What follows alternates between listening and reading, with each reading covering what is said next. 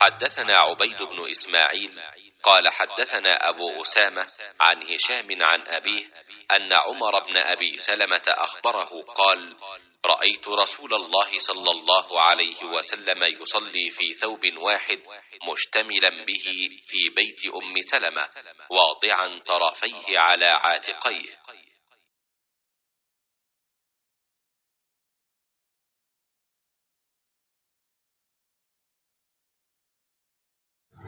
मैंने रसूलुल्लाह सल्लल्लाहु अलैहि वसल्लम को उम्मे सलमा रदियल्लाहु अन्हा के घर में एक कपड़े में नमाज पढ़ते हुए देखा। आप सल्लल्लाहु अलैहि वसल्लम उसे लपेटे हुए थे और उसके दोनों किनारों को दोनों कंधों पर डाले हुए थे। सही बुखारी हदीस नंबर 356।